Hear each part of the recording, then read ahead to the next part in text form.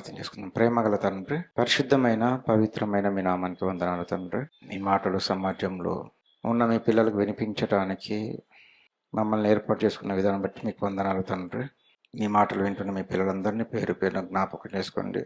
మీ మాటలు వింటున్న మీ పిల్లలు మీ మాటలు విని గ్రహించి మీ ఇష్టాన్ని భూమి మీద నెరవేర్చే పిల్లలుగా ఉండగలుగుటకు సహాయం దయచేయమని వేడుకుంటూ మా ప్రభువు మా రక్షకుడైన యేసుక్రీస్తు వారి పుణ్యనామంలో ఈ ప్రార్థన సమర్పిస్తున్నాను తండ్రి. ఆమేన్. ప్రభునందు ప్రియమైన దేవుని పిల్లలారా, దేవుని మాటలు వినడానికి కూడి వచ్చిన మీ అందరికీ మన ప్రభువు అయిన యేసుక్రీస్తు పేట శుభాభివందనాలు. ప్రియులారా, నేటి సమాజంలో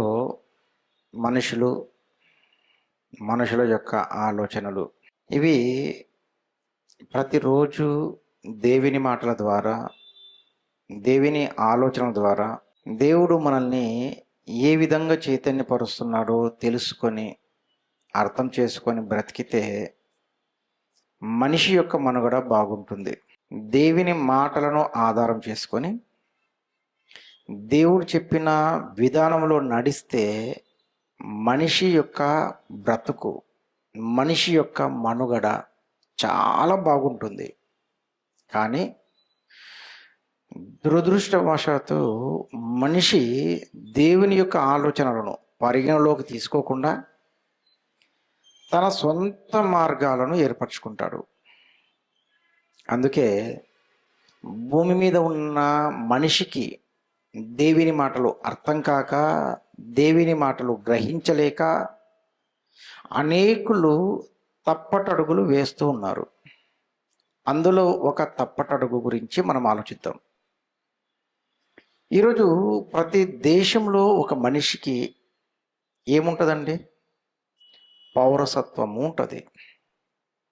భారతదేశంలో పుట్టిన వాళ్ళకు భారతదేశం యొక్క పౌరసత్వం ఉంటుంది, లేదా అమెరికాలో పుట్టిన వాళ్ళకు అమెరికపు దేశపు యొక్క పౌరసత్వం ఉంటుంది. ఏ దేశంలో పుట్టినా ఆ దేశపు యొక్క పౌరసత్వం ఉంటుంది, సిటిజన్షిప్ అంటాం. భూమి మీద పుట్టిన ప్రతి మనిషికి తన సొంత దేశం ఏదో తెలుసు, అలాగే తన సొంత తల్లిదండ్రులు ఎవరో తెలుసు. కానీ మనం ఎరగాల్సింది, గుర్తించాల్సింది మన స్వదేశం గురించి మనం తెలుసుకోవాలి. భూమి మీద ఒక ప్రాంతము మన స్వదేశమా, లేదా భూమి మీద ఉన్న మన తల్లిదండ్రులు వాళ్ళు మన సొంత వాళ్ళ? ఇది గుర్తించకుండగానే, ఎరగకుండగానే అనేకులు తమ జీవితం యొక్క ముగింపు దశకు చేరుకుంటారు. అందుకేనండి దేవుడు ప్రేమతో, కరుణతో, దయతో ఈ భూమి మీద ఉన్న సమస్త మానవాళికి తన సొంత వాళ్ళు ఎవరో, తన తండ్రి ఎవరో, తన స్వదేశము ఏమిటో చెప్పడానికే ఈ విధంగా అనేక మంది భక్తులను ప్రేరేపించి మాట్లాడిస్తున్నాడు. ఆ మాటలు మనము గుర్తించాలి. ఆ మాటలు మనం గుర్తించకపోతే, ఆ మాటలు మనం ఎరగకపోతే ఎలాంటి పరిస్థితులు ఉంటాయో మనిషికి అర్థం కావట్లేదు. కనుక దేవుని మాటల్లో ఎంత వాస్తవాలు ఉన్నాయో, దేవుని మాటల్లో ఎంత శక్తి సామర్థ్యాలు ఉన్నాయో ప్రతి మనిషి ఎరగాలి. మనిషికి తెలిసిందంతా అబద్ధమండి. మనిషికి తెలిసిందంతా అబద్ధమే. తెలుసుకోవలసిన నిజాలు, వాస్తవాలు కేవలము బైబిల్లోనే ఉంటాయి. బైబిల్ మినహాయిస్తే మరొక గ్రంథంలో వాస్తవాలు ఉండే అవకాశమే లేదు. మీరు అవునా కాదా మీరు ఆలోచించండి ఒకసారి. ఇప్పుడు నేను చెప్పిన ఈ మాటలు ఏ గ్రంథంలో ఉన్నాయి, ఎక్కడున్నాయి, మీకు మీరే ఆలోచించి పరిశోధించి తెలుసుకోండి. బైబిల్లో కాకుండా మన స్వదేశం గురించి, మన తండ్రి గురించి ఎక్కడైనా రాయబడిందా వెతకండి, లేదా గూగుల్ సెర్చ్ చేయండి. మీకు ఎన్ని గ్రంథాలు ఉన్నాయో అన్ని గ్రంథాలు చదివి తెలుసుకోండి. ఏ గ్రంథములో కూడా వాస్తవాలు కనబడవు, చూడము, చూడలేము. బైబిల్లో మినహాయిస్తే వాస్తవాలు, మనిషికి తెలియాల్సిన వాస్తవాలు ఎక్కడ దొరకవు. బైబిల్లో దేవుడు రాయించిన మాటలు మనం ఒక ప్రాంతానికి, ఒక దేశానికి, ఒక భూభాగానికి, ఒక ఖండానికి పరిమితమైన వాళ్ళమని బైబిల్ చెప్తుందా? ఇదేనా మనిషికున్న జ్ఞానము? ఇదేనా మనిషికున్న తెలివి? ఆలోచించండి. మనుషులందరికీ ఇదే తెలుసండి. మనుషులందరికీ కూడా ఇదే అర్థమైపోయింది. నేను భారతీయుణ్ణి అంటాడు. భారతీయుడవా? ఓకే, భారతదేశంలో పుట్టావు కనుక భారతీయుడు అని చెప్పుకుంటే పర్లేదు, చెప్పుకో, తప్పులేదు. కానీ మన స్వంత దేశము, స్వంత నివాస స్థలం ఎక్కడ? మనిషి భూమి మీద పుట్టాడు అనుకోవడమే తప్పండి. మనిషి అనేవాడు భూమి మీద పుట్టాడు అనుకోవడమే తప్పు. భూమి మీద మనిషి పుట్టక మునుపు మనమందరము కూడా ఒకప్పుడే, ఈ సృష్టి పుట్టక మునిపే దేవునిలో ఉన్నాము. ఈ విషయం మనకు మొదట అర్థం కావాలి. ఈ భూమి మీదకి రాక మునుపు, ఈ భూమి మీద మన జన్మ జరగక మునిపే మనం అందరం కూడా మన తండ్రి గర్భంలో ఉన్నాము. ఇది మీకు అర్థం కావాలంటే ఒక ఎగ్జాంపుల్ చెప్తానండి. ఇప్పుడు భూమి మీద పుట్టిన మనుషులందరూ కూడా బర్త్డే కంటే ముందు ఎక్కడున్నారండి? బర్త్డే అంటే డెలివరీ డేట్ ఉంది కదా, ఆ డేట్ కంటే ముందు ఎక్కడున్నారు? తల్లి గర్భంలో ఉన్నారా లేదా? 9 మాసాలు ఉన్నారా లేదా? దానిని ఉన్నామని చెప్తామా, లేరా అని చెప్తామా? 9 మాసాలు అక్కడ లేమా? తల్లి గర్భంలో మనకు అవయవాలు దేవుడు నిర్మించట్లేదా? దానిని పరిగణలోకి తీసుకోకూడదా? తల్లి గర్భంలో ఉన్నాము గనుకనే భూమికి వచ్చాము, తెలుసా? తల్లి గర్భంలో మనకు అవయవాలు నిర్మాణం జరిగాయి గనుకనే భూమి మీదకి వచ్చామండి. తల్లి గర్భంలో 9 మాసాలు మనకు అవయవాలు గనుక నిర్మించకపోతే మనం భూమికి వచ్చేవాళ్ళమా? ఒకవేళ వచ్చిన మనకు పేరు పెట్టబడుతుందా? రక్తపు గడ్డకు కూడా పేరు పెడతారా? రక్తపు గడ్డ కూడా మనిషిలా మాట్లాడుతుందా? మనిషిలా నడుస్తుందా? కూర్చుంటుందా? తల్లి గర్భంలో 9 మాసాలు మనకు కళ్ళు, చేతులు, కాళ్ళు, అనేక అవయవాలతో మన తండ్రి, పరలోకపు తండ్రి దేవుడు నిర్మాణం చేస్తున్నాడు. అక్కడ ఉన్నామా లేదా? ఉన్నాము. డెలివరీ డేట్ కంటే ముందు తల్లి గర్భంలో 9 మాసాలు ఉన్నాం. అది నిజమని మనం నమ్మితే దానికంటే వెనకాల ఎక్కడున్నాం చెప్పండి? తల్లి గర్భంలోకి రాకమునుపు ఎక్కడున్నాం? అక్కడ 9 నెలలు ఉన్నాం. దానికి ముందు ఎక్కడ ఉన్నాము అంటే తండ్రి గర్భంలో ఉన్నాము. తండ్రి గర్భంలో నుండి తల్లి గర్భంలోకి వచ్చాము.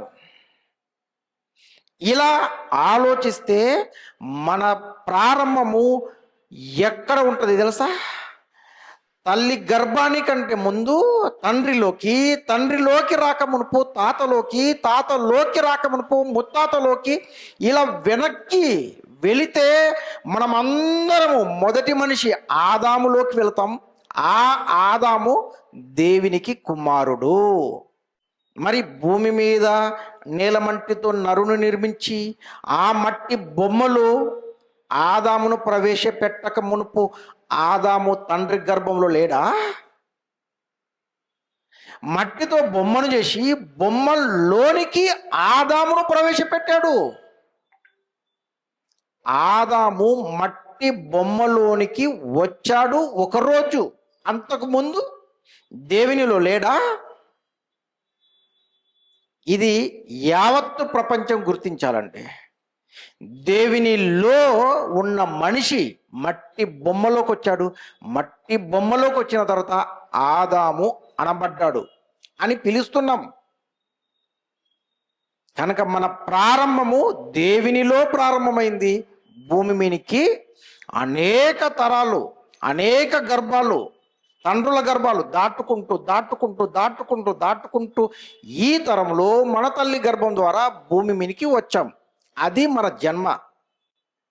అందుకే యేసుక్రీస్తు వారి గురించి ఒక మాట ఉంటుంది ఎబ్రీ పత్రికలో, ఆయన ఈ లోకమందు ప్రవేశించినప్పుడు అనే మాట ఉంటుంది. ఎబ్రీ పత్రిక 10వ అధ్యాయం 5వ వచనంలో యేసుక్రీస్తు వారు ఈ లోకమందు ప్రవేశించినప్పుడు, ఈ లోకంలో ప్రవేశించాడు. ఎలా?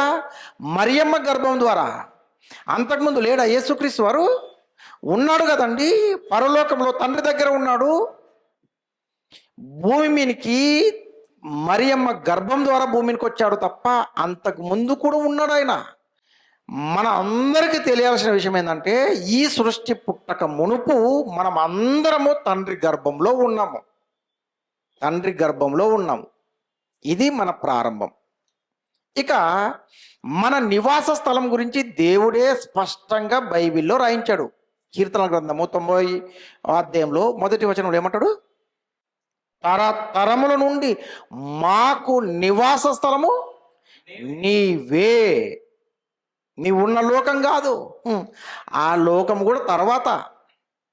మొదట దేవుడు మొదట అండి, తర్వాత పరలోకం. మన కోసం సృష్టింపబడింది, మన కొరకు నిర్మించబడింది పరలోకం. మొదట దేవునిలో ఉన్నాం కనుక మన నివాస స్థలము దేవునిలో. ఈ విషయం మనం అర్థం చేసుకుంటే దేవుడు యోబుతో కూడా అంటాడు ఇదే మాట. యోబు, ఈ భూమికి పునాదులు వేసినప్పుడు నువ్వు ఎక్కడ ఉంటివి అంటే, ఎక్కడ ఉన్నావు అంటే, ఈ భూమికి పునాదులు వేయబడక మునిపే నువ్వు అప్పటికే పుట్టావు, అప్పటికే బహువృద్ధుడవు అంటాడు దేవుడు. అప్పటికే పుట్టావు అంటాడు. పుట్టడమే కాదు, బహువృద్ధుడవు. కనుక మన పుట్టుక ఈ భూమి మీద జరిగింది అని చెప్పటం కాదు. ఎప్పుడో జగత్తుకు పునాది వేయకబడక మునిపే తండ్రిలో మనం అందరం ఉన్నాం. తండ్రి ఎవరు? దేవుడు, సృష్టికర్త. కనుక దేవునిలో మనం అందరం ఉన్నాం. అది మన నివాస స్థలము. ఇక పలానా వాస్తవ్యులము అంటాం కదా, పలానా దేశానికి సంబంధించిన వాళ్ళం అంటాం కదా. ఆ మాట ఆధార్ కార్డు లేదా పాన్ కార్డు లేదా గవర్నమెంట్కి సంబంధించిన ఏదో ఒక ఐడి కార్డుని బేస్ చేసుకొని పలానా దేశపు వాడిని అని చెప్పుకుంటాం. దేవుడు బైబిల్లో మన కోసం ఏమని రాయించాడంటే, మీరు భూమి మీద పుట్టిన వాళ్ళు కాదు, ఎక్కడ ప్రారంభమయ్యారో ఎక్కడికి తిరిగి రావాలో అని దేవుడే స్పష్టంగా బైబిల్లో ఏమని రాయించాడంటే, ఫిలిప్పీ పత్రిక 3వ అధ్యాయంలో 20వ వచనంలో అంటాడు, మన పౌరస్థితి పరలోకమందు ఉన్నది అంటాడు. మన పౌరస్థితి ఎక్కడుంది? పరలోకములో. మన బర్త్ అక్కడ జరిగిందండి. మన పుట్టుక అక్కడే, మనం తిరిగి వెళ్ళాల్సింది కూడా అక్కడే.